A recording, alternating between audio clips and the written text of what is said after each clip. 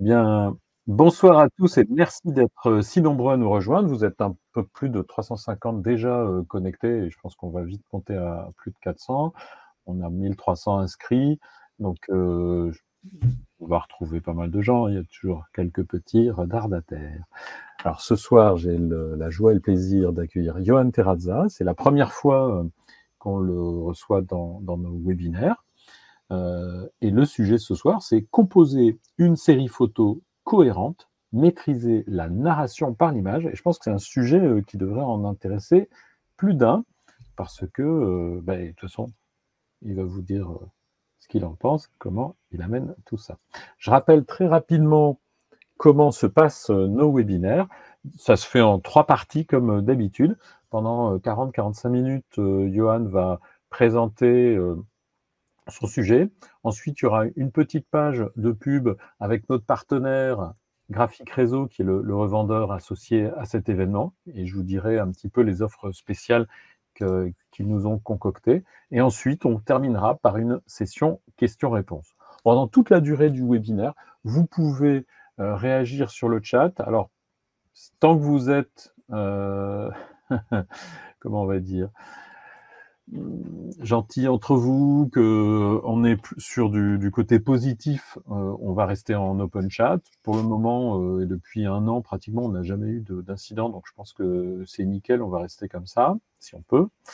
Si par contre, il y a des gens qui sont agressifs ou autres, c'est moi qui vais faire la modération et éventuellement, je vais couper une personne. C'est rare que ce soit nécessaire.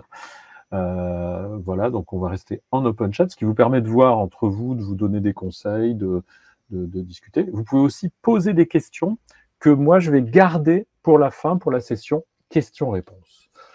Voilà. J'ai posé un petit peu le fonctionnement du webinaire. Je vais proposer à Johan de se présenter et dans la foulée, il va dérouler son intervention.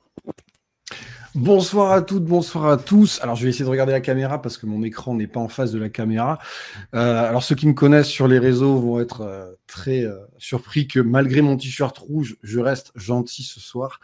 Alors, ceux qui ne me connaissent pas, je vais me présenter rapidement. Donc, je m'appelle Johan Terrazza, je suis photographe, je suis créateur pour Nikon et je suis plutôt, entre guillemets, connu pour le paysage. Mais pas seulement, et en tout cas, tout le webinaire de ce soir sera basé sur des photos de paysages pour illustrer un petit peu tout mon propos. Rapidement, je ne vais pas vous faire ma bio parce que je pars du principe qu'on s'en fout un peu. J'ai commencé la photo assez tard. Si ça peut en rassurer certains, j'ai commencé la photo à 27 ans, mais même si j'avais commencé plus tard, ça marche aussi. Et tout de suite, je me suis mis dans cette branche-là, en tout cas sur mon travail personnel, artistique, qui était important pour moi. Et suite à ça, après, j'ai fait plusieurs concours, j'ai photographié un petit peu partout dans le monde, alors de manière grossière, pas tous les pays, on s'entend bien, mais un petit peu partout quand même. Et j'ai pu développer au fur et à mesure un style très pictural, donc très inspiré de la peinture, entre autres. D'ailleurs, j'ai à côté de moi, alors pour vous, c'est peut-être à l'envers, Albert Bierstadt, qui est un peintre justement qui m'a énormément inspiré, et pas mal de photographes de paysages sont très inspirés par lui. Et puis écoutez, aujourd'hui, j'ai développé depuis début d'année dernière tout un compte à côté de mon compte Instagram de photographe, un compte pour les photographes où je crée du contenu pour justement booster les photographes avec un ton assez caustique, assez rentre-dedans, assez comique et qui n'est pas trop pensé pour les gens au premier degré. Mais quoi qu'il en soit, d'où ce t-shirt rouge qui est le nom un petit peu du personnage que je joue, si on peut dire, n'étant pas comédien. Mais en tout cas, voilà, je suis ravi d'avoir une belle communauté soudée sur les réseaux. Et pas de son, pas d'image, on est en live, son image ok normalement, si nécessaire, redémarrer. Pardon, je lis le chat pour voir s'il n'y a pas de... Non, je m'en occupe, t'inquiète. D'accord, ok, pas de problème. Et Donc, le livre était bien à l'endroit, t'inquiète pas. D'accord, alors c'est chez moi que ça... Ok, c'est ok, super. Donc, très bien.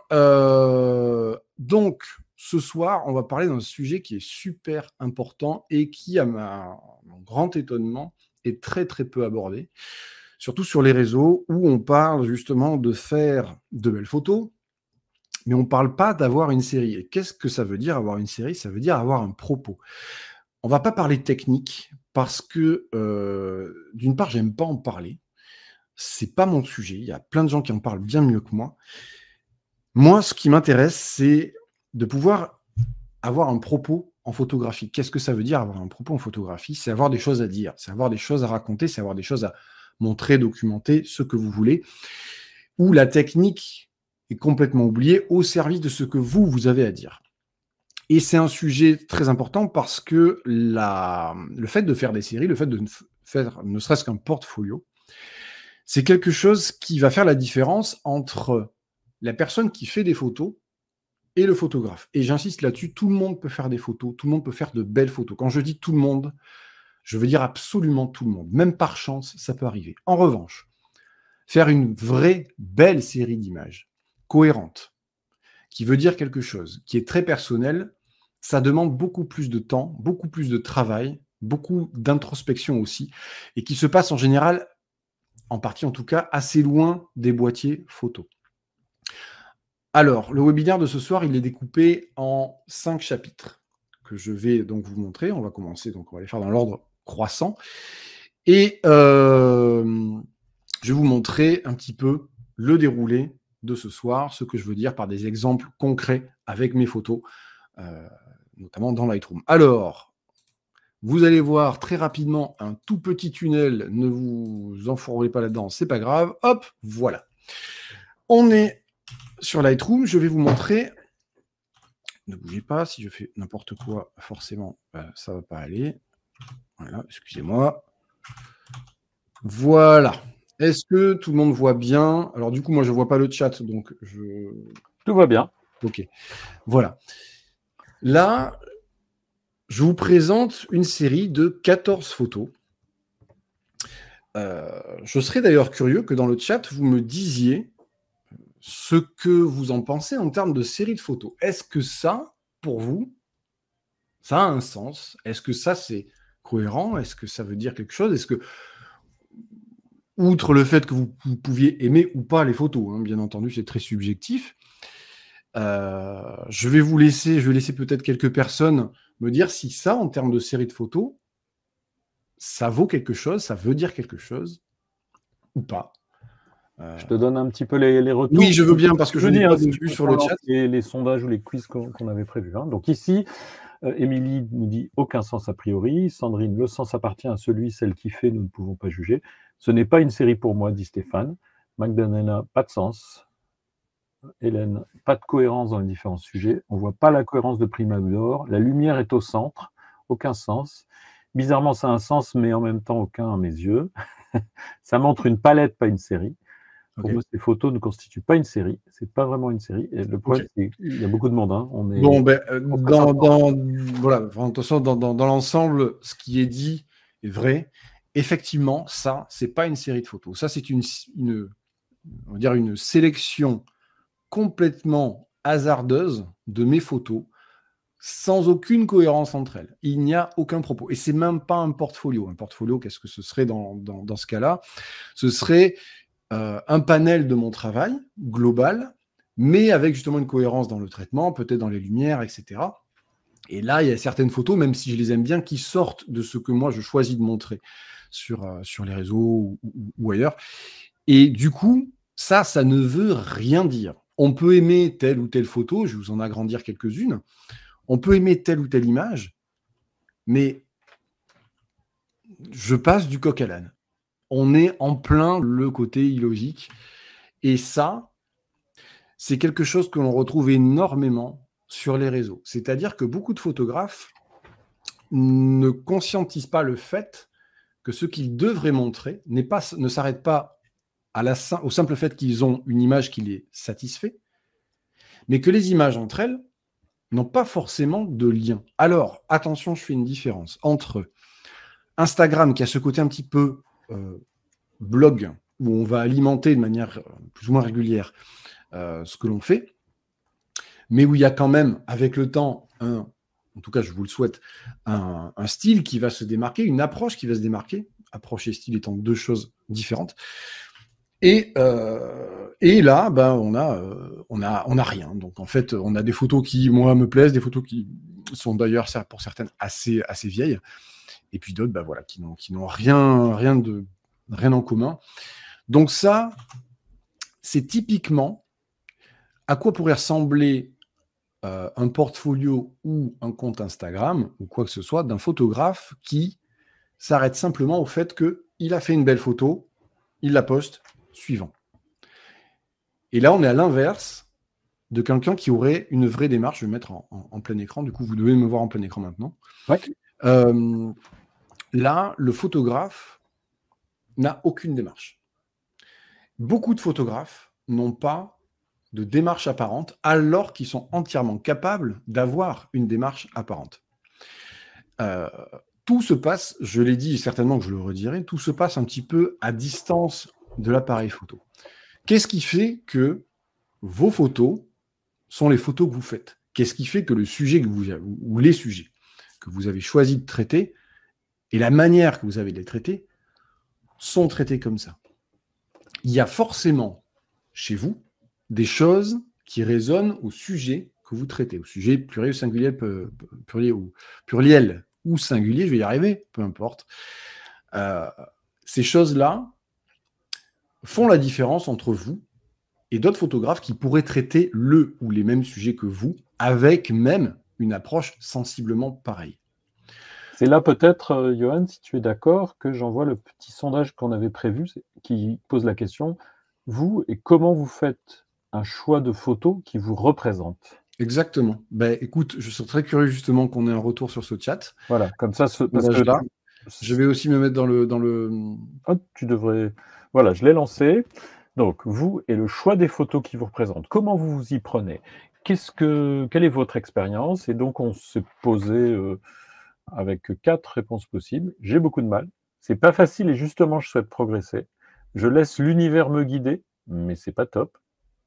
C'est mon métier. On m'appelle l'icono.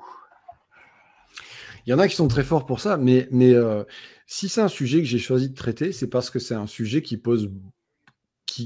met à mal pas mal de photographes, en fait. Alors que ça, une fois que l'on comprend que derrière ça, on peut aller bien plus loin que ce que l'on fait aujourd'hui, ça ouvre des portes créatives qui sont assez énormes. Et en plus de ça, ça peut aussi, pour beaucoup d'entre vous qui, et je ne pense pas me mouiller en disant ça, n'ont pas forcément confiance pleinement dans ce qu'ils font, pour tout un tas de raisons, ça peut aider justement à largement faire la différence. Il ne faut quand même pas oublier que si vous vous êtes mis à la photo, c'est pas parce qu'on vous a mis un flingue sur la tempe, c'est pas parce que c'est par hasard comme ça, non, c'est parce que c'est un choix que vous avez fait. Un choix totalement conscientisé. Tout le monde n'a pas les mêmes ambitions. Il y a des gens pour qui la photo, eux, ils sont passionnés d'insectes, ils vont faire des photos dans leur jardin, etc. Et ça leur suffit, et c'est très bien. Et c'est très bien. Et il arrive un moment dans la carrière d'un photographe, parce que vous soyez pro, amateur, peu importe, vous avez une carrière, et vous êtes légitime, et bien, à partir de là, vous allez avoir à un moment donné dans votre carrière de photographe, et je suis sûr que c'est le cas de certains qui sont ce soir avec nous, un moment où vous allez vous dire, ouais, mais comment je fais pour aller plus loin? Qu'est-ce que je pourrais... C'est quoi mon problème? Est-ce que c'est technique? Est-ce que c'est artistique? Qu'est-ce qui se passe, en fait, qui fait que là, j'ai l'impression de tourner en rond? J'aime bien mes photos, ok.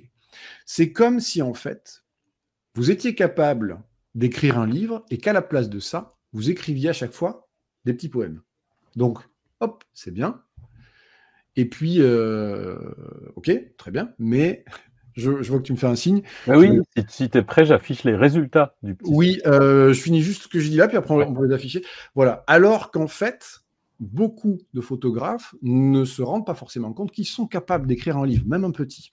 Et ce livre-là, c'est une série. Et ce livre-là, si je dois faire un parallèle avec la photographie, c'est ni plus ni moins qu'un propos qui va venir de vous, au travers de vos photos et de votre sélection d'images, pour dire ou raconter quelque chose de personnel. Je t'en prie, balance les résultats, et c'est sans équivoque, hein, j'ai envie de te dire. Alors, résultat, 14% indiquent « j'ai beaucoup de mal ». vous et le choix des photos, hein, c'était la question. C'est pas facile et justement, je souhaite progresser. 75% des personnes présentes. 14% disent je laisse l'univers me guider, mais c'est pas top. 2% disent c'est mon métier, on m'appelle l'icono. Alors vous avez remarqué que ça fait plus que 100%. C'est normal, c'est parce qu'on peut répondre. On peut répondre à deux. Oui, oui, à deux. Oui, c'est vrai que ça fait.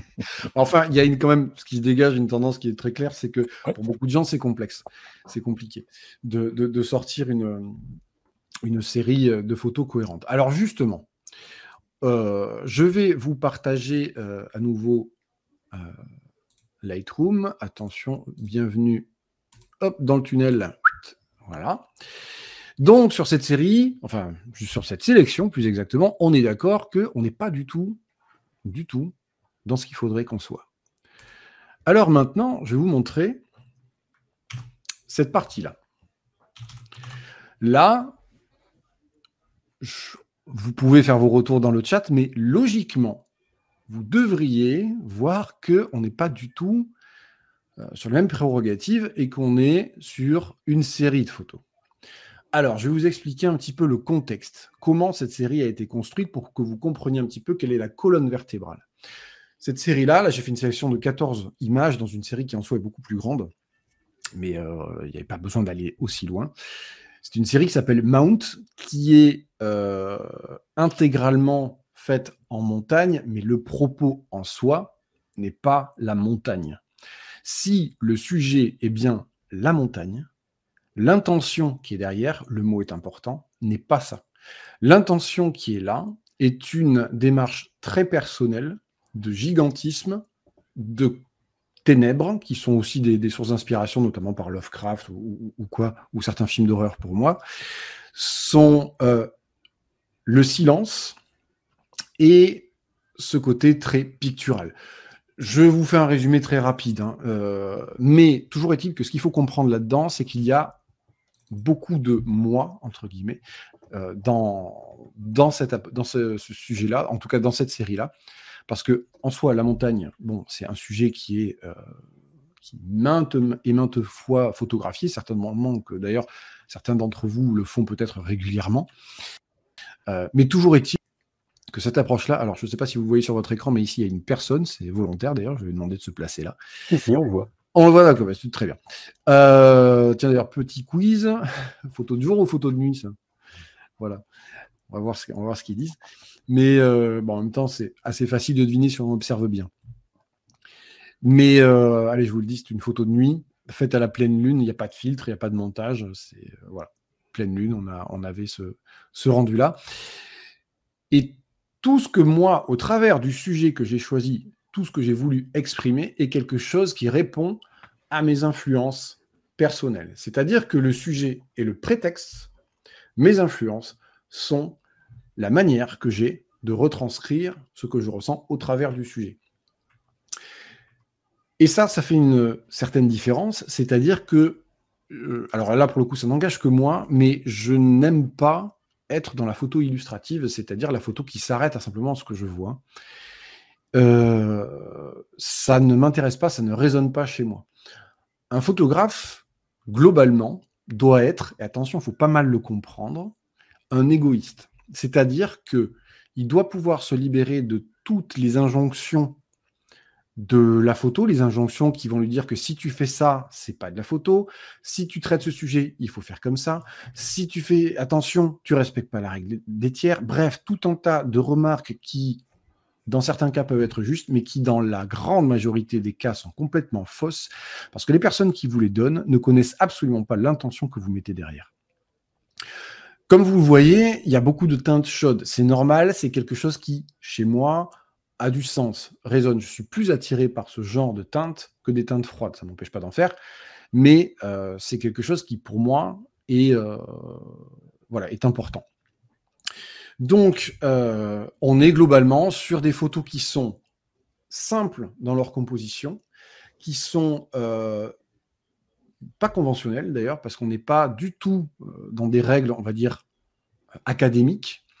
Pourtant, il y a un équilibre là-dedans. Par exemple, si je prends une photo comme celle-ci, le sujet il est centré, vous avez bien compris que c'était totalement volontaire pour justement cette idée d'espace. Il n'y a rien là-dedans qui est laissé au hasard, mais tout est fait beaucoup aussi au ressenti personnel. Et ça me permet de mettre en avant un problème majeur que je vois dans la photo et dont j'aimerais parler avec un exemple. C'est que énormément de photographes se retrouvent parfois coincés en photographie dans leur domaine, dans leur sujet de prédilection, parce qu'on leur a dit, ou ils ont entendu, ou lu, que s'ils ne faisaient pas comme ça, alors ce n'était pas de la photo et ils sortaient du sujet et machin, etc.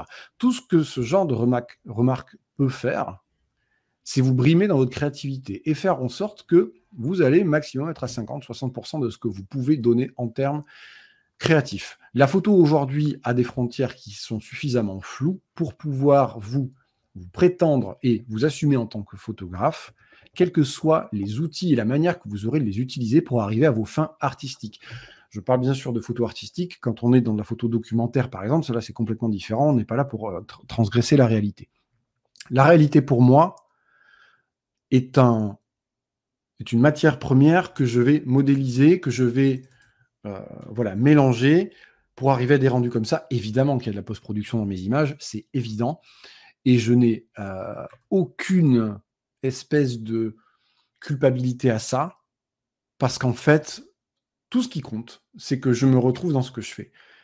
Et je vous engage à ça aussi, à être dans cette démarche-là. Mais retoucher vos photos pour retoucher vos photos n'a aucun sens. Il faut que ce soit au service d'eux. Et donc, il faut un but qui soit clair.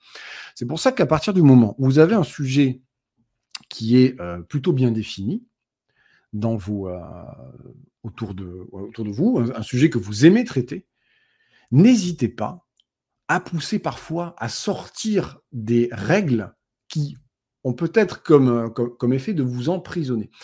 Il y a un exemple, je vais vous en parler rapidement. Il y a pas mal d'années maintenant, j'exposais régulièrement dans un concours, dans un festival photo qui s'appelle... comment il s'appelle ? C'était à Tignécourt dans les Vosges. C'est pas Festimage, c'est... Eh bien, j'ai oublié, pour vous dire à quel point j'ai switché. Mais bref, c'était à Tignécourt, j'aimais beaucoup aller là-bas. Et un jour, j'ai postulé avec une série de photos que d'ailleurs, je peux vous montrer. C'était pas prévu que je le fasse, mais je vais le faire parce que je pense que ça peut vous intéresser. C'était cette série-là. Et j'ai été refusé. J'ai été refusé parce que dans les Vosges, il y a déjà la brume, ça les dérange. Enfin, ça les dérange. Ils en voient trop et que ça leur pèse un petit peu. C'est ce qu'on m'a dit comme argument. Je ne fais que citer ce que l'on m'a dit. Et que du coup, aussi, il y avait pas mal de retouches sur les couleurs et que du coup, on n'était pas proche de la réalité. Comme si être proche de la réalité était un prérequis à faire des photos de qualité. Ça n'est absolument pas vrai. Je ne dis pas ça pour prêcher pour ma paroisse, mais ça n'est absolument pas vrai. Vous n'avez pas besoin d'être proche de la réalité à tout prix si ce n'est pas ce qui résonne en vous. Moi, j'ai une manière de travailler mes photos et ma colorimétrie qui m'est spécifique, mais c'est la mienne. Je ne prétends pas que chacun doit faire comme moi. Tout le monde n'a pas besoin d'aller aussi loin, entre guillemets, dans la retouche, et encore là, on est plutôt cool. Mais tout ce que j'y vois, moi, c'est des influences qui sont là, qui sont assumées, que je retrouve, et ça suffit à faire que ce que je fais me convient et me plaît. Beaucoup de photographes ont ce dilemme de ne pas encore être satisfaits de ce qu'ils font. Et c'est normal, attention, d'ailleurs, une fois que vous êtes satisfait de votre travail, ça peut changer au bout d'un moment, parce que vous changez, parce que votre vie évolue et que vos goûts changent. Et il ne faut pas oublier que derrière les photos, il y a un humain et que cet humain est toujours en mouvement. Et donc ces photos-là m'ont été refusées. J'ai pris une claque et puis j'ai réalisé en fait que je m'enfermais pour essayer d'appartenir à une caste qui était photo de nature. C'est photo de nature, point barre. Et en fait, j'ai compris au bout de quelques temps que j'étais pas un photographe de nature. C'était pas ça, mon truc. Et ça m'a énormément libéré de m'autoriser à faire la colorimétrie que je voulais, sans me demander si on allait me juger par rapport à ça ou ça, ou ça, ou ça. Et au final, ça a fait que j'ai attiré à moi des personnes qui étaient sensibles à ce que je faisais. Et du coup, moi, je me suis pris au jeu et j'ai continué à aller dans ce sens-là, à aimer travailler les photos tel que je le voulais. Et ça a été une vraie libération. Mais encore une fois, comprenez bien que ce que je dis là n'est propre qu'à moi. Ce qu'il faut comprendre derrière, c'est que certaines idées, certain poids d'idées en photographie peuvent être, je dis bien peuvent, être parfois des barrières créatives qui vous empêchent d'utiliser à fond et d'explorer votre plein potentiel. Vous êtes ce soir sur le chat, là du coup je ne le vois pas, vous êtes un certain nombre, peut-être 400, 500, je ne sais pas. 500. 500 personnes, vous avez 500 manières différentes d'arriver à un résultat qui peut-être, parmi vous, serait très similaire. L'important n'est pas tant d'arriver, d'avoir un résultat différent de tout le monde. L'important, c'est que la manière d'y arriver soit propre à vous. Si ça ressemble à ce que fait le voisin, c'est pas grave, on s'en fout. Votre manière de faire est propre à vous. Et c'est ça, l'approche. Une approche, c'est le chemin qu'il y a entre votre identité de photographe et le style. Au milieu, il y a l'approche. C'est pour ça que beaucoup de photographes qui cherchent à avoir un style et qui n'en ont pas encore ne se posent peut-être pas la bonne question de « et si je me focalisais sur qui je suis, qu'est-ce que j'aime, comment moi je peux mettre de moi et de mes influences et de mes valeurs dans le sujet que je traite pour le faire à ma manière ». Et c'est une vraie libération. Alors, et c'est ce que l'on appelle un travail d'introspection, hein, pleinement, voilà. Mais tout ça va vous permettre et va vous engager à un moment donné sur le fait de vouloir faire des séries, parce que le seul fait de faire de belles images ne vous suffira pas. Et à ce titre, on va passer là-dessus. Je vais faire avec vous un petit exercice. Sachez que vous avez, à coup sûr, déjà dans vos photos, et je m'adresse à tout le monde, mais spécifiquement aux photographes qui n'ont pas encore tenté de faire des séries, vous avez déjà des photos qui, ensemble, vont pouvoir s'agencer. Des photos que vous avez peut-être fait hier, comme il y a 6 ans ou 10 ans. Vous allez pouvoir ressortir et essayer de trouver un lien entre ces images. C'est un exercice que je vous engage à faire. Et de voir dans quelle mesure, par la colorimétrie, parce que vous y voyez de personnel, ça peut être relié à une histoire personnelle aussi. Et ça va vous permettre en fait de définir un axe de travail et vous dire que, waouh, en fait, ces 6 photos ensemble, 6, 8, peu importe, marchent vachement bien. Super, je me reconnais complètement là-dedans. Maintenant, je sais quelle photo je vais pouvoir faire pour compléter ce début de série. Vous pouvez, et vous avez à coup sûr des séries dormantes dans vos photos. Ouais, mais souvent on s'en rend pas compte, hein. C'est qu'en revisitant qu'on va parfois toucher ça du doigt. Ouais. Exactement. Et par exemple, cette série-là, je prends quelques photos au hasard. C'est une série que je ne vous montre plus aujourd'hui parce que, entre-temps, moi, j'ai fait mon chemin. Je vais en prendre, voilà, peut-être celle-ci et puis celle-ci. Allez, hop, au pif. Cette série-là est née exactement comme ça. C'est une série sur le silence.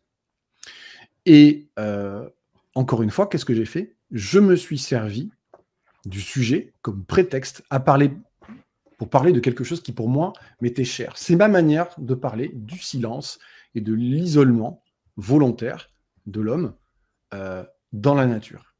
Voilà.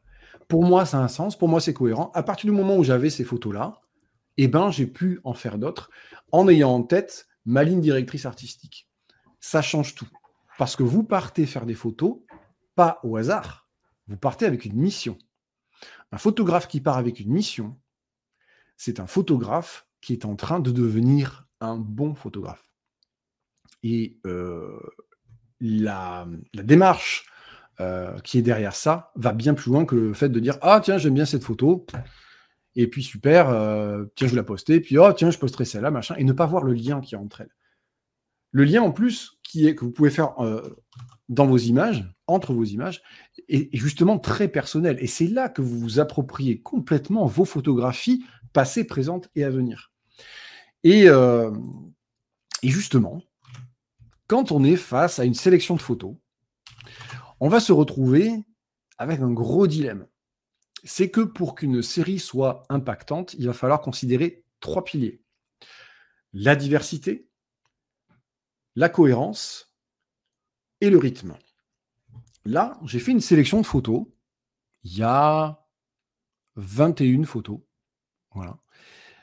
Et je vais tailler devant vous, en pensant à voix haute, pour arriver à une sélection qui soit plus cohérente que ça. En soi, ça marche plutôt bien.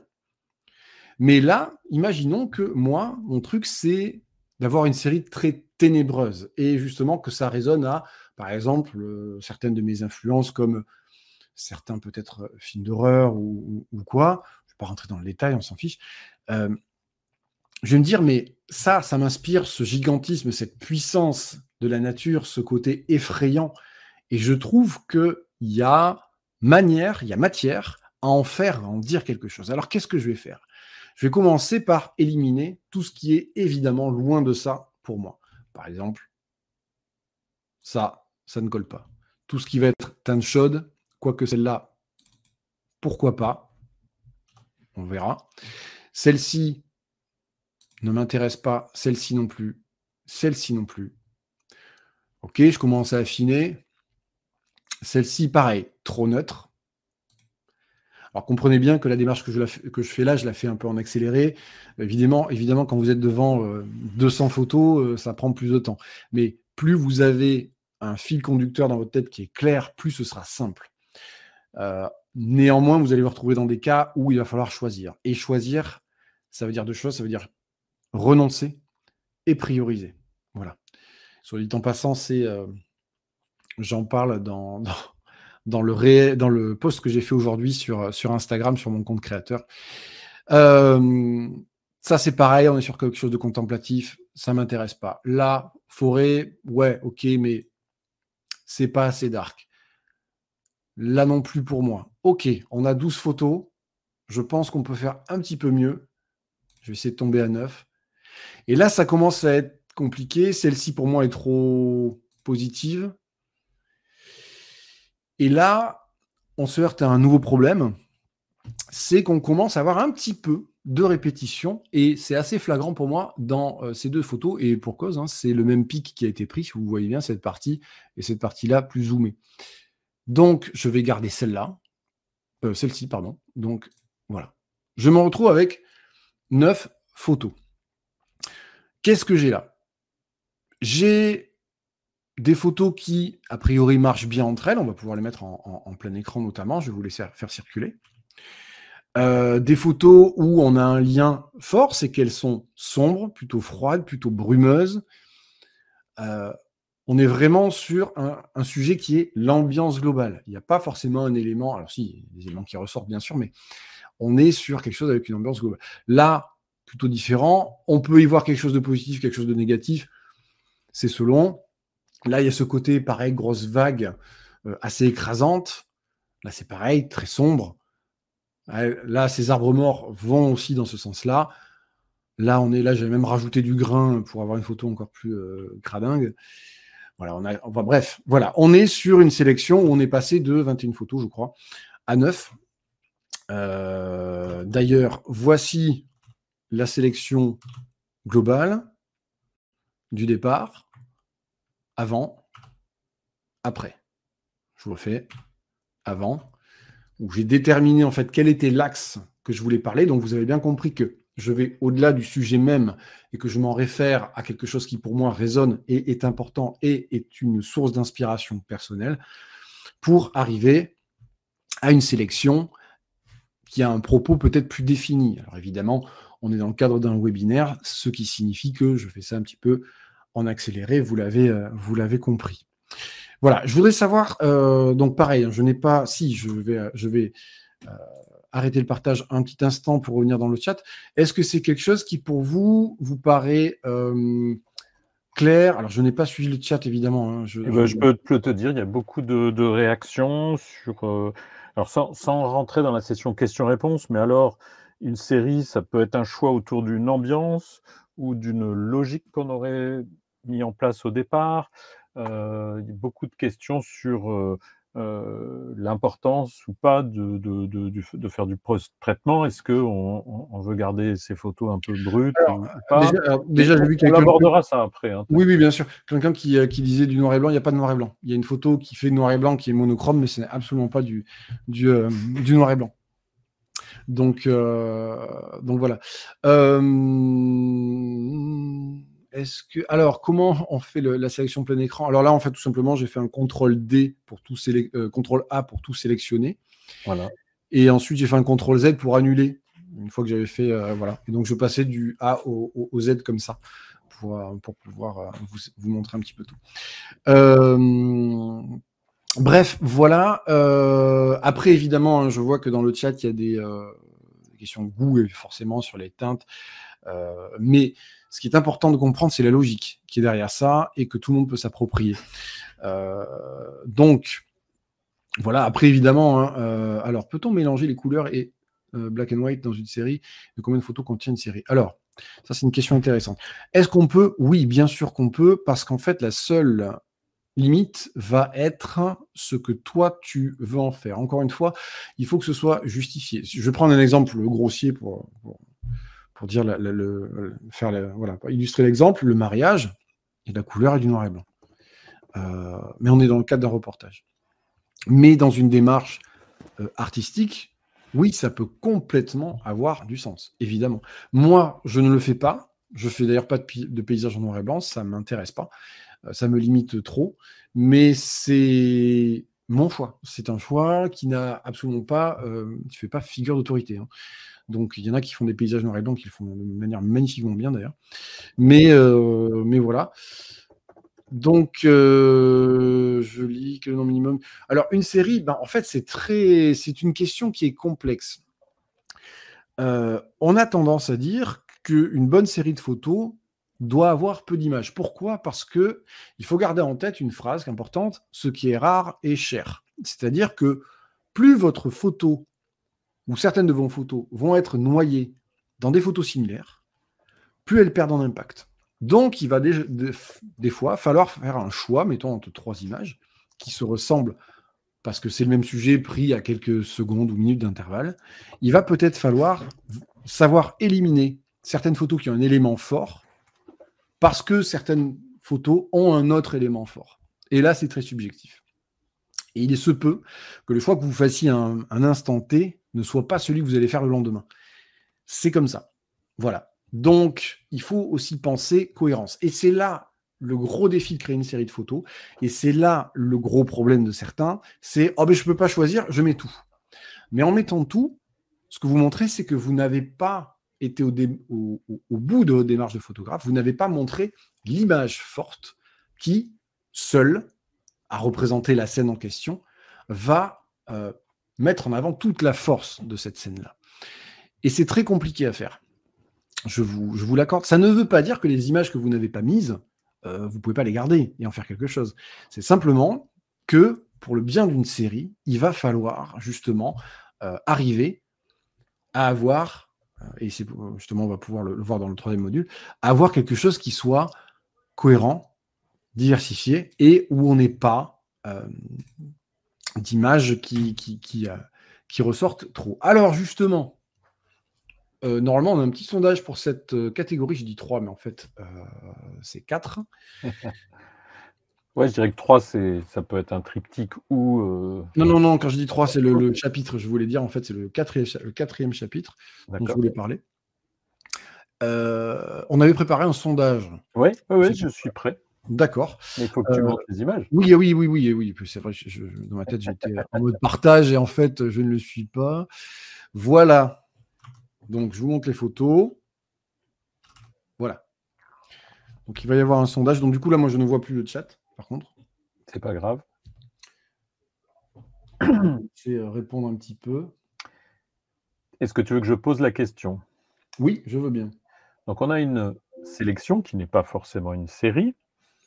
Quel est le problème dans cette sélection pour vous? Et donc, vous répondez comme vous le souhaitez, au feeling, pour vous. Qu'est-ce qui ne va pas dans cette sélection? Alors attention, là, on n'est pas comme dans la première sélection de photos où c'était complètement disparate.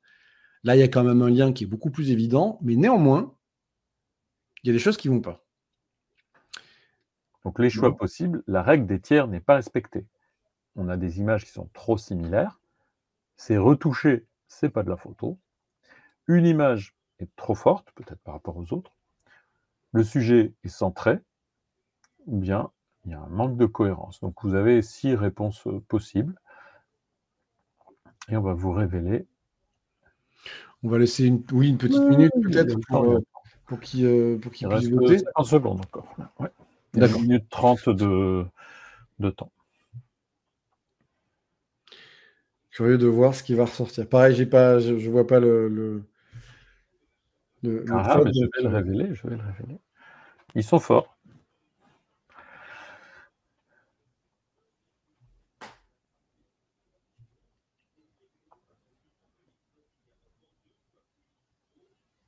Alors vous pouvez cliquer plusieurs choses. Hein. Oui, d'ailleurs, oui, il y a plusieurs réponses possibles à éliminer. Hein. Et d'ailleurs, il faudrait. Oui. Il n'y a que 3 personnes qui ont sélectionné les bonnes réponses. Parce que comme il y en a plusieurs... Ouais, après, oui, c'est...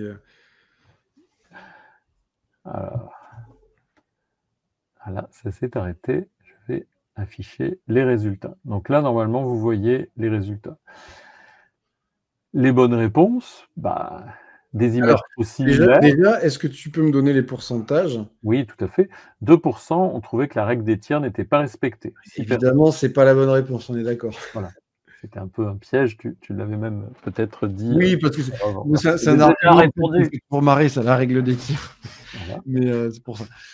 90, donc 34% ont répondu qu'il y a des images trop similaires, et c'est vrai que c'était un des éléments qui clochait dans cette présentation. Exactement, c'est une des choses qui ne va pas ici. Ouais. C'est retouché, c'est pas de la photo, il n'y a qu'une personne qui a mis ça, mais c'est peut-être pour rigoler. Oui, une image trop forte, qui était aussi une bonne réponse, 63 réponses et 24% des personnes. Seulement 6% ont trouvé que le sujet est centré. C'est pas en fait un problème, puisque c'est absolument pas un problème. Les règles de la photo n'ont pas de raison de venir vous polluer pour votre choix de votre série.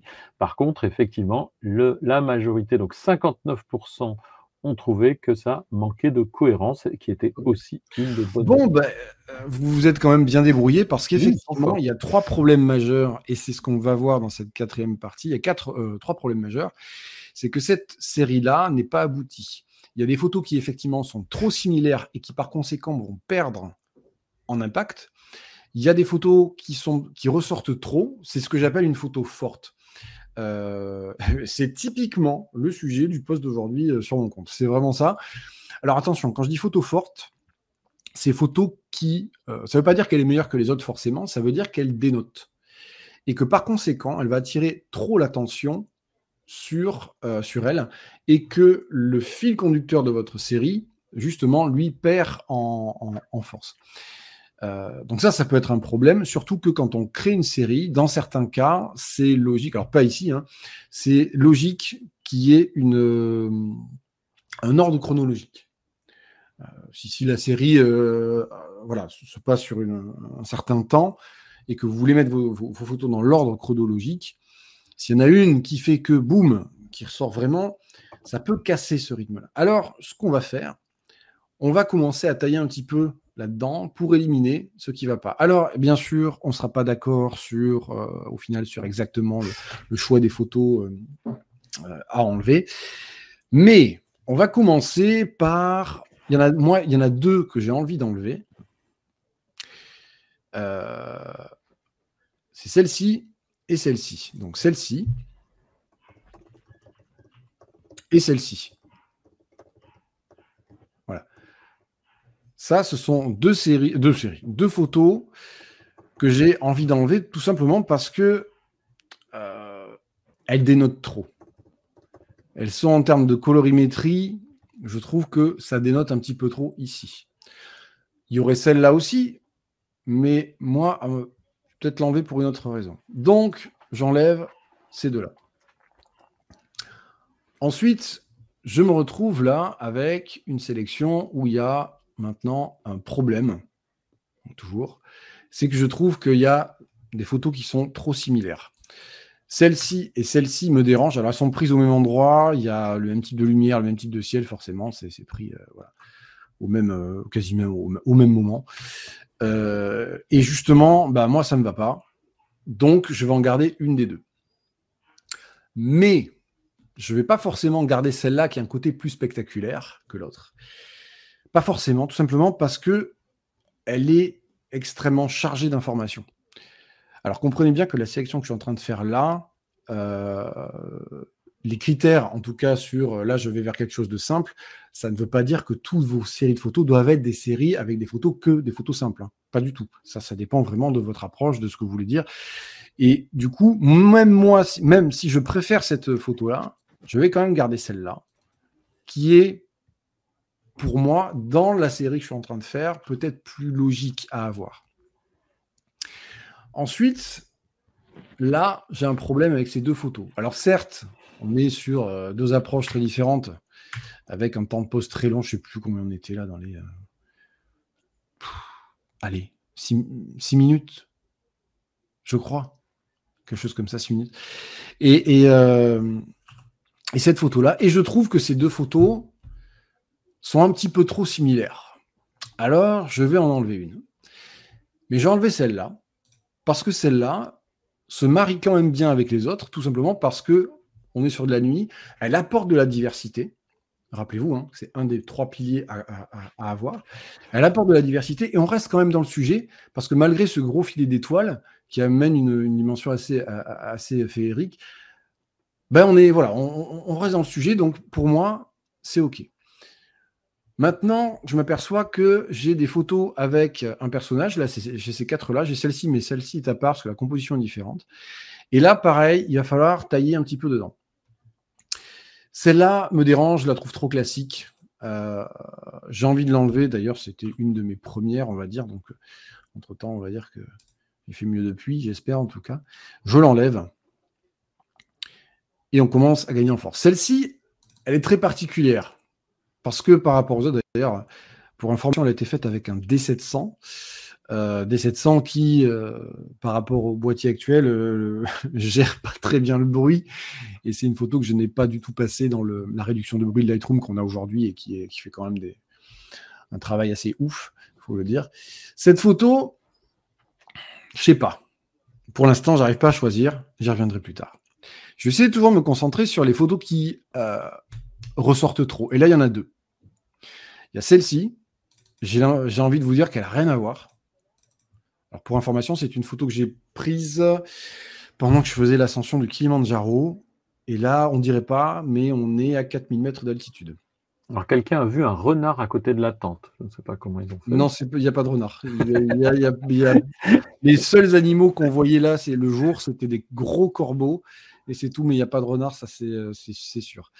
Hop, je l'enlève, elle est hors sujet. Maintenant, on va se poser un petit peu. C'est pas fini. Mais on a un problème, c'est qu'il y a une photo forte. Et je pense que vous la voyez trop, c'est bien, c'est celle-ci. Cette photo-là, elle pose un problème. Alors déjà, techniquement, elle est très discutable. Pareil, elle est vieille. Hein. Elle crache trop. Elle envoie trop la sauce. Et si nous, on regarde les photos les unes après les autres, boum, voilà. Et ben moi, ça me pose un problème. Du coup, cette photo, elle s'en va. On est à 9. Je pense qu'on pourrait en enlever peut-être une ou deux. Alors oui, ça va faire short, on est d'accord, mais il y a des séries de photos, ça peut être 3 photos. Hein. Et des séries, ça peut être 80. Est-ce que tu veux le consensus? Oui, je veux bien. Tout le monde trouve que la plage a rien à faire avec le reste. Ah ouais, pourquoi? C'est marrant, hein, comme on est tous très très différents. Que les autres ont l'air d'être de nuit et la plage. Non. Alors celle-ci, justement, elle n'est pas. C'est une photo de nuit, hein, je précise d'ailleurs. Mais l'éclairage est différent des autres. Oui, il est différent. Et moi, je trouve par exemple, c'est très intéressant parce que cette photo, moi, ne me dérange pas. Pourquoi? Parce que là, on est sur que des photos qui ont une composition très simple. Mmh. Et c'est le cas ici. D'ailleurs, si le sujet est centré, c'est évidemment volontaire. C'est tout simplement pour ce côté immense, ce côté perdition, ce côté personnage complètement presque insignifiant et qui pourtant pose une idée de l'échelle. Moi, elle ne me dérange pas parce Pour toi, qu'en il trouve termes que la plage est trop réaliste, tu vois, par rapport, aux autres où tu as toujours un petit peu d'effet sur, comme s'il y avait de la matière dans l'air. Ouais, bah, en fait, si on regarde bien, alors là, le nuage, il y a un petit filet. Ouais. C'est pas la photo que moi j'éliminerais de base. Mmh. J'éliminerais plutôt celle-là, parce que là, on est, pour moi, sur une autre démarche, Mmh. euh, peut-être plus introspective ici de ce personnage avec cet arbre. Là, il y a un côté voyage à chaque fois. Même celle-là, elle est particulière parce que, vous voyez, c'est une photo qui est assez étrange. Mais moi, j'aurais plutôt tendance à enlever celle-là. Alors, il y en avait un qui disait aussi ça, il y a 2 fois des arbres et puis, c'est pas forcément nécessaire, pareil. Alors là, en fait, qu'est-ce qu'on a maintenant? On a une série de 8 photos avec,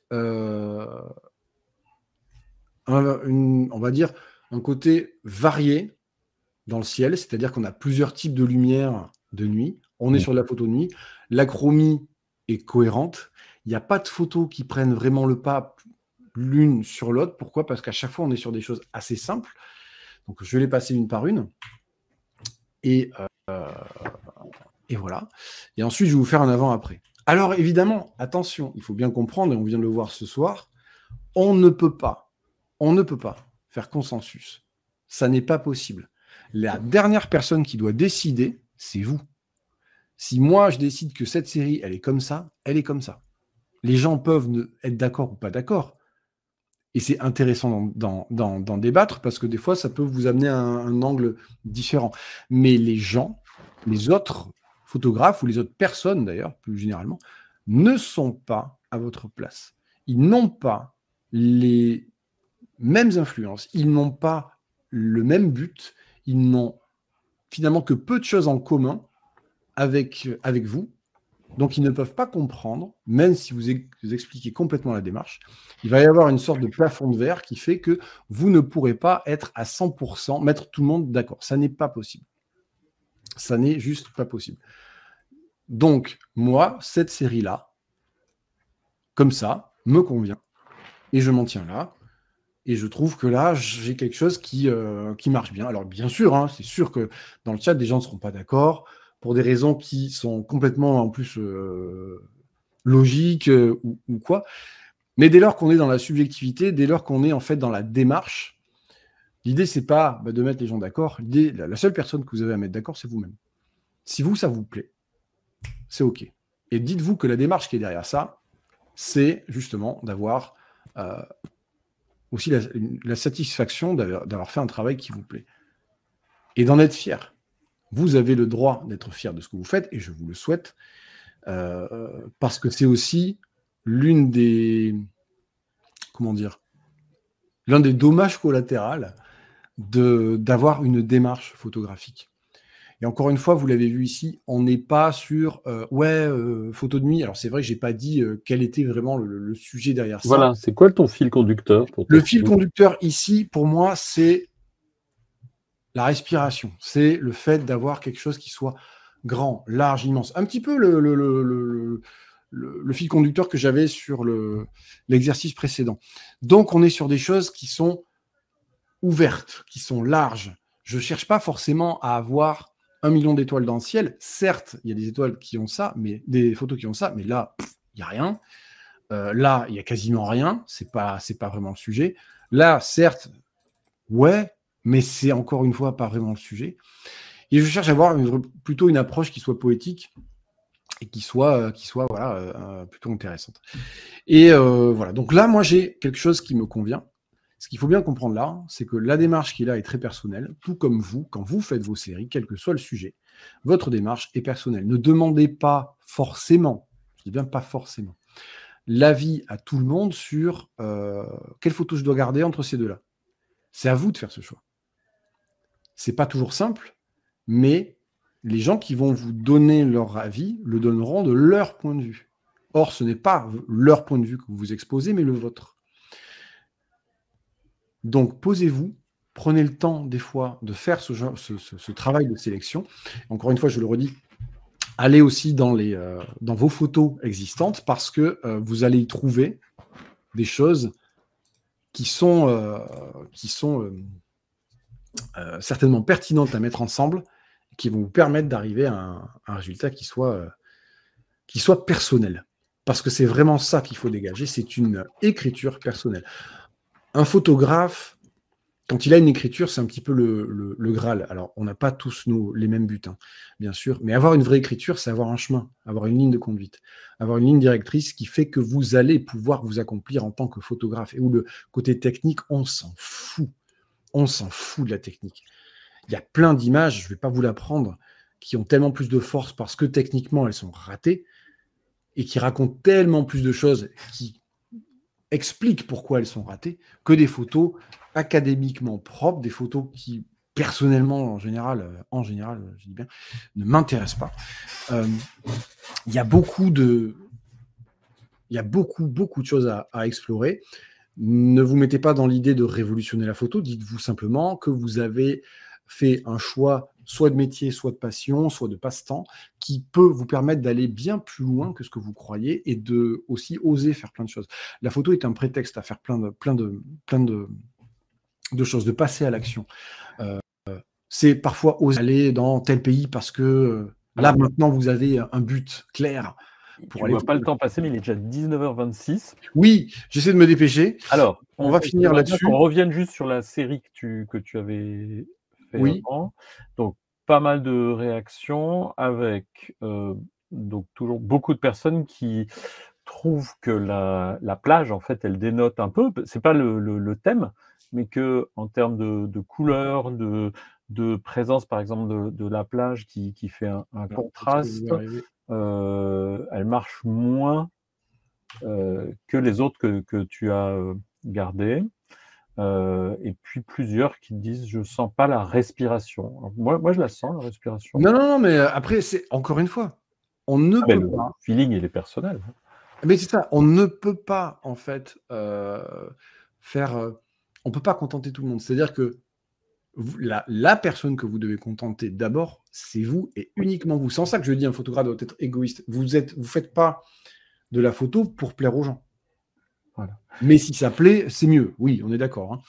Mais vous ne faites pas de la photo pour plaire aux gens. Il y a plein d'autres manières de plaire aux gens. C'est surtout déjà en étant à l'aise avec soi. Donc j'entends complètement l'argument. C'est-à-dire qu'ils ne remettent pas en cause cette photo, mais ils disent à la limite le traitement de cette photo est un peu trop différent des autres. Alors, en fait, le traitement est en fait assez similaire. Par contre, la lumière est très différente. Oui. Et c'est ça qui dénote. Je vais pas forcément vous montrer les étapes, mais c'est un argument que j'entends. D'ailleurs, allez, on va l'enlever juste pour le truc. Là, pour moi, il y a un problème de rythme. J'explique. Si je la mets, je trouve que ces deux-là... attendez, ça. Je trouve que là, je trouve ça un peu trop plat, pour le coup. Ces deux-là, par exemple, je trouve qu'elles se répètent trop. Et là, ça me dérange. Par contre, si je la remets, je trouve que justement, ça va, mettre un petit peu plus de diversité tout en restant cohérent, notamment sur la manière de composer ces photos-là. Il ne faut pas toujours chercher, en fait, tout simplement dans la colorimétrie, le lien. Le lien, il est parfois même pas forcément très évident. Et voilà. Donc, du coup, moi, je choisis de la garder, mais j'entends complètement que, voilà. Et j'aurais pu choisir d'autres photos, qu'on aurait eu d'autres critiques. Voilà. Il faut bien comprendre qu'on n'est pas sur une vérité absolue, on ne le sera jamais. Et vous n'êtes pas tenu de montrer en fait toutes les étapes qui ont conduit à la création de votre série. Là, on est ensemble et c'est l'objet du webinaire. Donc, je vous les montre. Et l'objet, c'est que justement, on ne puisse pas être tout le temps tous d'accord. Donc, j'entends complètement cet argument, il est valable, mais du point de vue des personnes qui le voient depuis leur prisme, depuis leur logique à elles, et qui ne sont pas les personnes qui ont fait les photos. Et vous allez voir que quand vous allez créer vos photos, si vous vous retrouvez dans une situation similaire, vous aurez le même genre d'argument mais moi, j'aurais pas mis ça, j'aurais pas fait ci, parce que je comprends pas la place de... Et c'est normal. C'est normal. très bien. Merci, Johan. Dernière petite chose. Vas-y. Voilà, parce qu'il fallait en parler. Développer votre écriture. Comment on développe son écriture artistique? Moi, je vous ai fait une sélection qui représente mon travail actuel, aujourd'hui. Je vais vous les passer un petit peu. Alors ça, c'est une photo du soleil, c'est pas la lune, je précise. Et c'est pris à genre 17h en plein mois d'août. Voilà, c'est... Je vais exagérer un petit peu en disant c'est un miroir de moi, mais c'est quelque chose qui représente mon travail et ma manière de faire de la photographie. Voilà. J'ai pas mieux comme explication, notamment après avec ce côté pictural où je vais texturer certaines photos, comme celle-ci. Voilà. D'ailleurs, pour vous dire, hein, et je l'ai dit quand j'ai posté cette photo-là, les oiseaux que vous voyez ici, c'est l'intelligence artificielle. Ils n'existent pas. Et j'ai aucun problème avec ça. Mais aucun. De même que on a des outils à notre disposition, certains, je les utilise. Alors, moi, je ne crée pas des éléments pour agrandir le décor, ça ne m'intéresse pas. Par contre, cette photo-là, quand je l'ai postée, avec ces oiseaux, évidemment, je l'ai spécifié. J'ai dit qu'il y avait un élément qui avait été rajouté, c'est ça. Et en fait, ce qui m'intéressait ici, c'était justement de ne pas rester cloîtré à me dire « Non, il faut que tu fasses de la photographie ». Non, moi, j'avais envie de créer cette image-là que j'avais en tête. Et qu'est-ce qui manquait pour que j'en sois pleinement satisfait? Il manquait ça. Les outils sont à ma disposition, je les utilise. Et j'ai aucun problème avec ça. C'est toujours ce qui s'est passé quand un outil qui a amené une évolution, une révolution est arrivé et a toujours fait débat. Ça arrivait avec l'autofocus, c'était la même chose. On disait tu utilises l'autofocus, t'es pas un vrai photographe. Je pense qu'on est très peu à ne pas l'utiliser, enfin surtout dans des trucs comme la photo de mouvement, photo en mouvement. Tous les boîtiers que vous avez, ou toutes les optiques quasiment, hein, pas toutes, hein, ont un autofocus et pour nous aujourd'hui c'est la norme. C'est la même chose avec Photoshop, c'est la même chose avec Lightroom, c'est la même chose avec la retouche de chromie ou quoi que ce soit. Et ben voilà, ça m'est arrivé plusieurs fois d'utiliser l'IA pour des petits éléments, mais à chaque fois, ça a été spécifié. Et qu'est-ce qui comptait pour moi comme démarche? C'était de créer l'image que je voulais. Et ça reste bien évidemment de la photo. Voilà, tout simplement. Donc, mon approche actuelle, et ce que je vous engage à, c'est quelque chose qui soit très personnel, qui soit centré sur votre propre satisfaction, votre propre échelle de satisfaction, avant de vous demander si elle correspond à telle ou telle règle. Comme je vous l'ai dit, certaines personnes ne s'accompliront pas forcément pleinement en étant simplement, guillemets, photographe. Vous avez peut-être besoin, pour l'expression que vous allez développer au fil des mois et des années, vous avez peut-être besoin d'utiliser ou d'apprendre à utiliser d'autres outils que simplement faire une photo, la mettre sur votre ordinateur, retoucher un petit peu le contraste, l'exposition et basta. Et pour certains, ce sera amplement suffisant. On a tous une approche qui est différente. Personne n'est moins ou plus photographe qu'un autre. Et en soi, ce débat n'est absolument pas intéressant et ne vous apportera strictement rien. L'intérêt pour vous est d'apprendre à avoir un vrai propos. Et si ce propos doit passer par l'utilisation de certains outils, utilisez-les.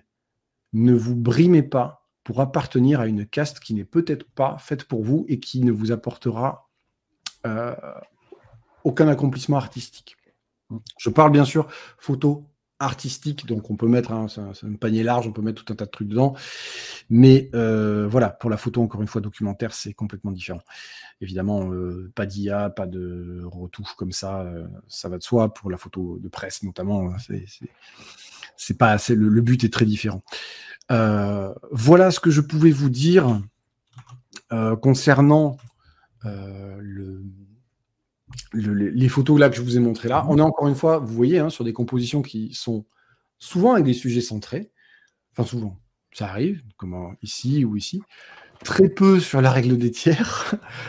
Voilà, c'est pas une règle que j'utilise beaucoup, je l'avoue. Et La manière d'équilibrer une image se fait aussi de manière naturelle avec le temps. C'est quelque chose qui viendra aussi. Et ça apparaît de manière assez naturelle dans le viseur. Et souvent, d'ailleurs, ce que l'on peut voir, c'est que quand vous faites des photos, vous savez très bien ce que vous allez en faire par la suite. Ou à contrario, vous ne le savez pas et vous allez, une fois sur votre plan de travail, la travailler comme vous en avez envie. Bref, voilà, je voulais finir sur cette note-là et vous dire que il est important d'avoir un vrai propos en photo, c'est ce qui vous amènera loin. Ce propos, il n'y a que vous qui pouvez le développer et l'amener aussi loin que vous pouvez. Mais gardez en tête que vous avez le temps et que ça demande du temps, énormément de temps. La photo demande énormément de temps pour se développer. Voilà. Chacun, pour trouver un style, j'en parlais avec un très grand photographe il y a des années où j'étais son assistant, il me disait il faut 10 ans. Et il avait raison, il faut 10 ans. Voilà. Je finirai sur cette note-là pour le webinaire avant de passer aux questions. Alors, moi j'ai une petite question pour toi, mais Oui. qui est liée aussi au fait que ce webinaire, il est organisé avec l'aide de BenQ. Est-ce qu'il y a des conditions pour pouvoir faire tout ce travail, déjà mettre les différentes photos côte à côte comme tu l'as fait, si tu le fais avec un écran de qualité médiocre? Alors, évidemment, oui, il va de soi que... Désolé de revenir sur terre. Non, mais c'est important d'en parler. C'est fondamental d'avoir un écran calibré, surtout, notamment, alors, me concernant pour les noirs, mais aussi pour les couleurs. La calibration d'un écran et un bon écran, une belle dalle, qui puisse vous retranscrire un spectre extrêmement large de votre espace colorimétrique de travail, quel qu'il soit. En général, c'est Adobe RVB. C'est hyper important pour une excellente restitution des couleurs, spécialement pour le tirage. En fait, là, c'est juste obligatoire. Si vous n'êtes pas sur un écran qui est calibré, déjà, vous allez passer à côté du plein potentiel de vos fichiers. Vous allez passer à côté Vous allez souvent, d'ailleurs, vous retrouver avec des photos qui n'ont pas exactement la bonne couleur, qui sont trop contrastées. Donc, ça peut influencer aussi votre manière de travailler. Donc, il est important de pouvoir avoir le spectre le plus large possible et le plus fidèle possible des couleurs. Donc, oui, je vous engage à avoir une belle dalle. Et puis c'est un plaisir, je crois qu'on peut le dire aussi, d'avoir un écran qui permette de regarder et de comparer nos différentes images dans de bonnes conditions, quoi. C'est pas... Ah mais non, mais bien sûr. Et c'est à contrario, c'est vrai que quand on a un écran qui n'est pas calibré et qu'on va faire un tirage, on peut être très surpris du rendu. En général, c'est beaucoup moins flatteur. Donc, d'où l'intérêt d'avoir une bonne dalle et un écran calibré de manière régulière, ce que je ne fais pas tout le temps, je l'avoue. Je le fais pas assez souvent. Je l'ai fait il y a pas longtemps. Là.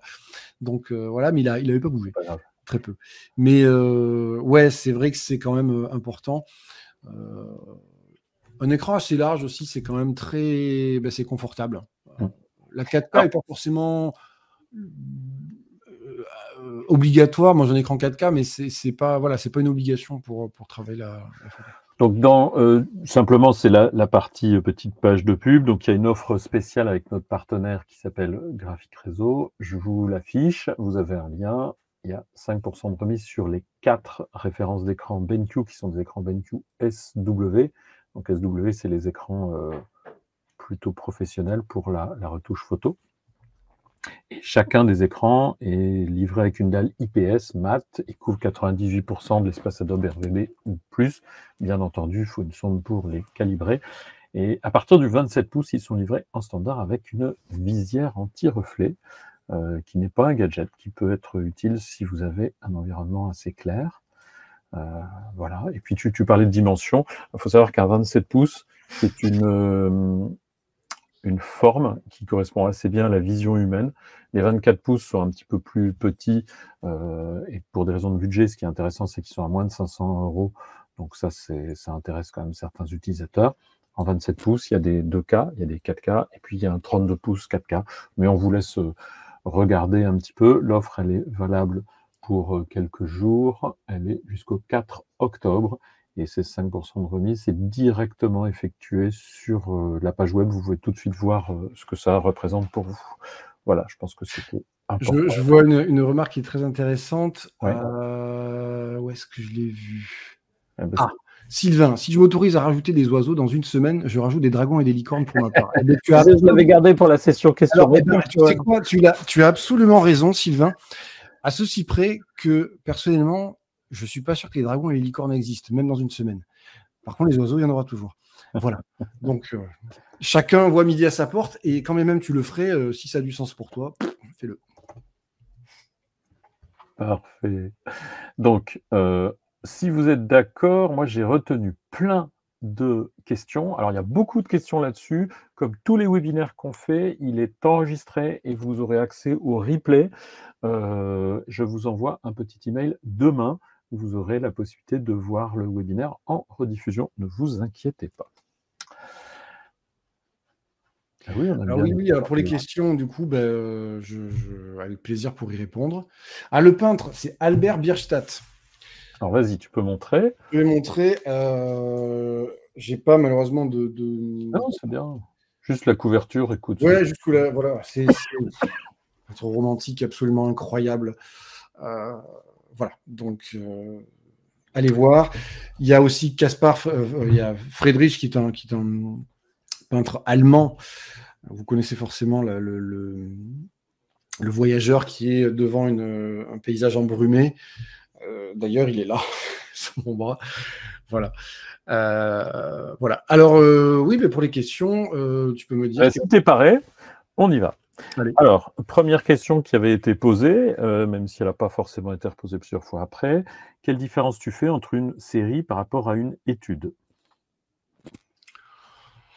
Alors, les études en photo, c'est différent. Pour moi, une série, en fait, ça va être quoi? Ça va être quelque chose qui va... C'est un collectif d'images qui est là pour raconter ou illustrer quelque chose de personnel. C'est une création en soi. C'est-à-dire que je ne la vois pas forcément comme un groupe où il y a telle belle photo, telle belle photo, telle belle photo. C'est un groupe avec une logique. Une logique qui n'est pas forcément comprise. On l'a vu, hein, c'est pas toujours évident. Voilà. Et puis une série, c'est aussi quelque chose qui peut être destiné à être exposé, à être publié, qui est aussi une marque de fabrique d'un photographe. Ça peut être aussi une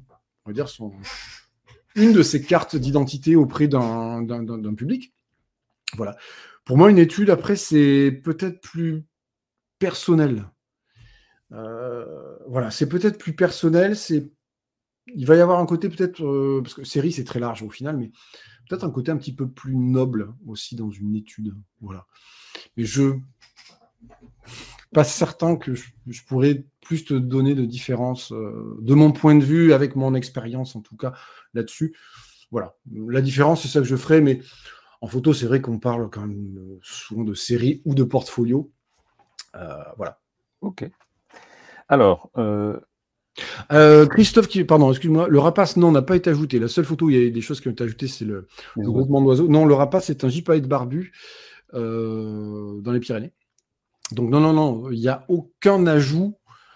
Sur toutes les photos que j'ai faites dans ma vie et que j'ai publiées, il y a 3 photos où il y a de l'ajout.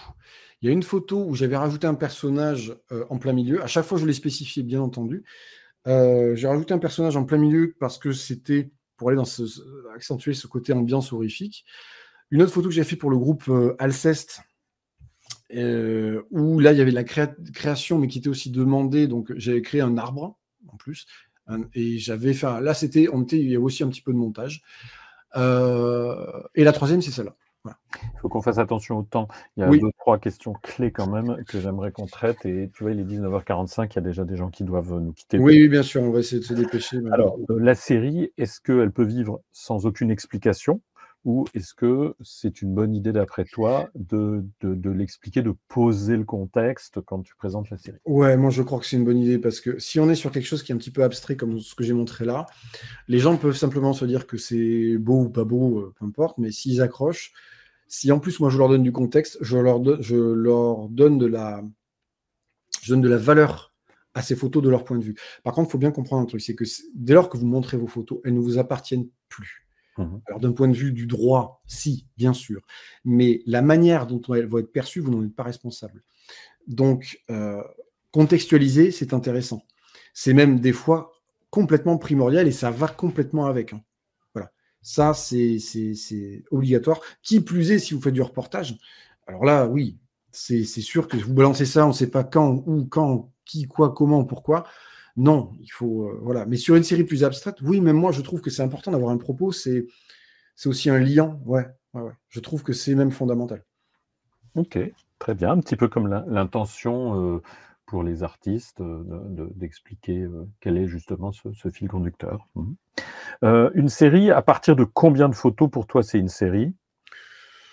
À partir, alors tu sais, c'est comme quand on te demande c'est quoi le prix d'une photo, c'est-à-dire qu'il n'y a pas une réponse universelle. Ouais. Moi, je dirais aux alentours de, en soi, autour de 4, ça pourrait être une série. Et après, il Mmh. n'y a pas vraiment de limite. Il n'y a pas de limite. Il y a des séries, il y a 100 photos, 200 photos. Il y a des séries, moi, que j'ai commencé qui n'ont pas de fin, mais qui, derrière, dans lesquelles je vais publier plusieurs images pour en faire des sous-groupes. Voilà. Les séries peuvent-elles s'organiser autour d'une ambiance, un côté graphique, ou est-ce qu'il y a forcément besoin qu'il y ait une logique, un fil conducteur? Et une autre question que je trouvais, assez intéressante sur la manière, si tu veux, de concevoir la série. Est-ce que, pour toi, c'est une série ou une bonne idée de faire une série autour d'un objet? Par exemple, une série de savons, une série de paniers, une série de bouteilles? Je pense qu'un photographe qui serait assez fou et assez intelligent pour faire une série sur les chewing-gums écrasés sur les trottoirs arriverait à faire quelque chose de super intéressant. C'est personnellement pas un sujet qui m'intéresserait, mais ce que je veux dire par là, c'est qu'il n'y a absolument aucune limite sur le sujet à traiter. Aucune. La seule limite, elle est là, et en fait, on n'est pas tous intéressés par les mêmes sujets et pas tous de la même manière. Donc, je ne vois aucune limite là-dessus. Vraiment. Je suis d'accord, il suffit de revisiter, Amélie Poulain et tu vois qu'il y a une série de photos autour d'un jardin. J'ai vu une fois une Je vois que quelqu'un a dit, ah oui, Stephen Shore. Je lisais ça au pif, mais c'est vrai, quelqu'un a fait. voilà. Et puis j'ai déjà vu Ben voilà, une tu vois, mais franchement, j'irai voir. Je suis très curieux de voir ce que ça donne. C'est personnellement un truc qui m'aurait complètement emmerdé à faire, voilà. Mais le concept de dire, tiens, je vais faire une série là-dessus, mais c'est. ouais, j'ai vu une fois une série magnifique de plaques, d'égouts de rue et il y a une variété assez incroyable. Bah, quand c'est bien pris, si c'est bien traité, ça peut faire quelque chose d'intéressant. Par contre, faut pas se forcer à forcément avoir que ça comme fil conducteur, je dirais. C'est pas mal de Oui, oui, oui, voilà. Donc, il y a vraiment 3 choses à retenir, c'est cohérence, diversité et rythme. Ça, mmh. c'est quelque chose de primordial pour créer vos séries. Et vous allez voir qu'avec le temps, vous allez vous émanciper aussi peut-être de ces règles-là, pour avoir vos propres règles. Et c'est pour ça, s'il y a une règle à retenir, c'est les règles ne sont pas des lois. Il n'y a pas une amende qui va vous tomber dessus parce que vous ne les avez pas respectées. 2 questions un peu concrètes et techniques au niveau de l'organisation des séries. Comment déterminer l'ordre, des différentes images de ma série pour que, bah, elle gagne en lecture ou en message? Est-ce que tu as des conseils autour de ça? Alors, comme je disais tout à l'heure, il y a des séries qui nécessitent d'avoir une chronologie et dans ce cas, bon, le problème ne se pose pas vraiment. Mais dans un autre cas, je pense qu'il faut penser ça comme de la musique. Alors, ok, je comprends, c'est un peu abstrait ce que je dis là, mais couplet, refrain, vous savez, couplet, pont, refrain, solo, refrain, fin. C'est-à-dire d'avoir quelque chose qui invite à, quelque chose de fort au milieu, ça redescend un peu, quelque chose de fort au milieu, ça redescend un peu, quelque chose de très fort, mais qui reste pas trop fort, on a compris, et quelque chose de fin qui peut être clôture ça. Mais c'est très compliqué de vous donner une règle Non. générale et qui soit valable pour tout, parce qu'en fait, c'est pas... Faites-vous confiance. Et Faites-vous on l'a confiance. vu avec le fait de les manipuler dans la série. On va essayer plusieurs ordres et peut-être en faisant des petits exercices de simulation, on va avoir une idée de ce qui fonctionne mieux ou le type de Alors, message. je voudrais, rebondir sur une question que je vois là, je pense que c'est important qu'on y réponde. Stéphane, peut-on considérer qu'une photo faite entièrement par IA reste de la photographie? L'IA permet aussi de faire des séries, tout ça. Alors certes, l'IA permet de faire des séries parce qu'on fait des séries d'images. Est-ce que l'IA, c'est de la photographie? Non, parce qu'on n'utilise pas un boîtier photographique. Mais il y a des gens, j'ai vu des comptes Insta de gens qui maîtrisent parfaitement l'IA, qui font des trucs incroyables. Pour moi, c'est une œuvre au sens littéral, dans le sens où ils l'ont créée par l'IA en faisant des prompts, etc. C'est pas, bon, voilà. Non, c'est pas de la photographie. Par contre, je ne verrai pas de problème à ce que ce soit exposé avec des photographies, parce qu'en fait, l'IA s'est nourrie des photos pour arriver à faire de l'image qui ressemble à une photo. Par contre, il faut être honnête, il faut spécifier. Faire passer ça pour de la photo, je trouve ça malhonnête. Ne serait-ce que dire, par contre, que on utilise de l'IA dans la photographie, dans une certaine mesure, oui, ça reste de la photo, puisque l'immense base est photographique. Mais il y a une frontière qui peut-être est justement soumise au jugement de chacun, où passer un certain stade, c'est un petit peu compliqué de considérer ça comme de la photo. Mais c'est pas parce qu'on ne considère pas ça comme de la photo que ça n'a aucune valeur artistique, que ça ne peut pas vous émouvoir, que ça ne peut pas être beau. Et c'est ça qui est important à comprendre, c'est que souvent quand je dis, voilà, quand quelqu'un dit c'est pas de la photo, c'est un peu dédaigneux. Mais non, c'est peut-être autre chose dans ce cas, mais c'est peut-être tout aussi valable, sinon plus. Je pense que l'IA, on va le garder comme un sujet pour un prochain webinaire, parce qu'il y aurait de quoi... Ouais, il y aurait plein de choses à dire. Et j'avais une dernière question. Est-ce que, au niveau des formats, toi, tu as à chaque fois montré dans ton travail sur les séries des photos qui étaient dans le même format. Elles étaient toutes en... Alors, l'immense On peut mélanger les formats. Oui, bien sûr. Oui, oui, en soi, oui. Après, moi, bon, j'avoue, je suis un peu psychorigide, donc je fais tout au format paysage. Mais voilà, l'IA, c'est, oui, il faut. L'IA, en fait, attention, toute seule, elle sert à rien, elle fait rien. L'IA est un outil passif. Si vous ne lui dites pas ce que vous voulez, si vous ne maîtrisez pas les prompts, parce que ça se maîtrise, et c'est pas juste fais-moi un canard au milieu d'un lac. Non, les belles images, c'est des gens qui, pendant des mois, font des prompts. Ils essaient de comprendre, de farfouiller pour arriver... Bon, moi, j'avoue, je n'ai pas besoin de faire ça, je ne m'en occupe pas.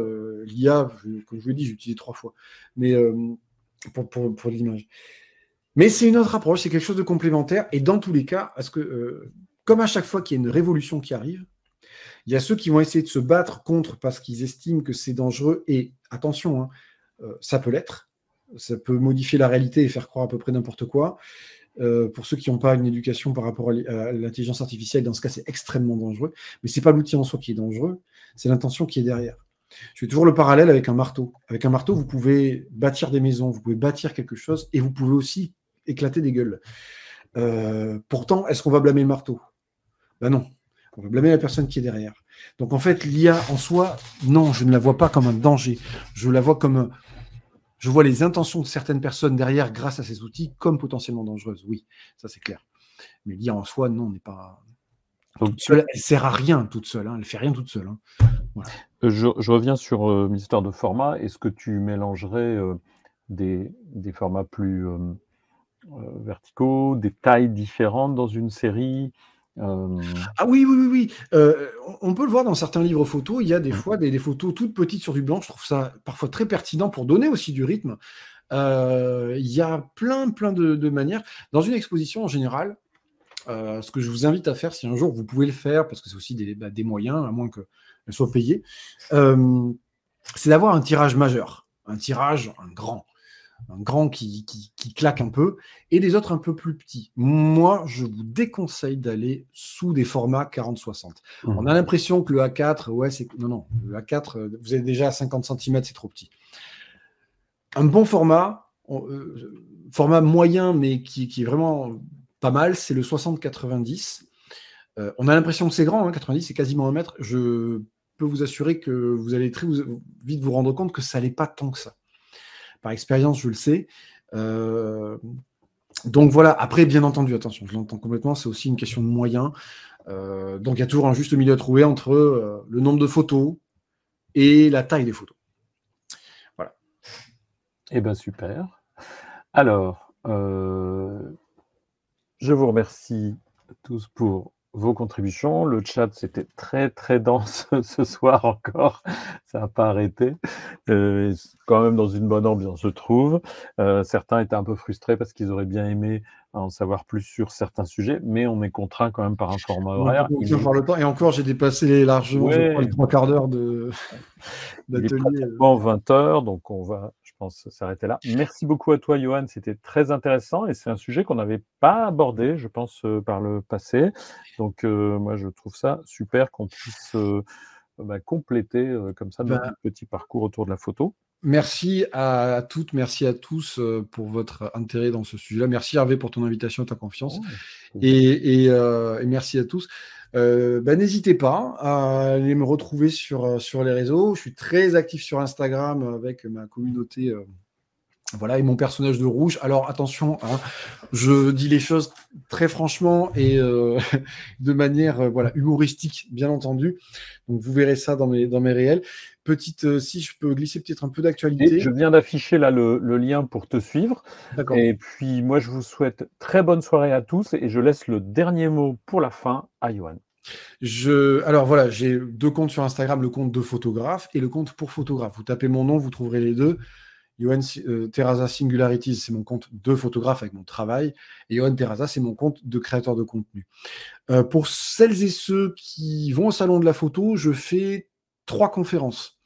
J'en fais 2 le vendredi. Alors une sur le stand de Panajou qui est très petite, c'est un conseil qui dure 15 minutes. Ce sont des petites sessions de 15 minutes. Après, je suis à 17 h sur le stand Nikon. Je fais une conférence sur le stand Nikon sur oser être photographe et on va aborder aussi des sujets, le sujet de manière, je pense, personnelle et très humaine. Et le dimanche, à 16 h, je fais une autre conférence sur le stand des créateurs de contenu, la scène live qui est en plein milieu du salon. Donc ce sont 3 conférences différentes. Hein, voilà. Donc si jamais vous êtes au salon, n'hésitez pas à venir me voir. Ce sera avec grand plaisir pour échanger avec vous et vous rencontrer. Et puis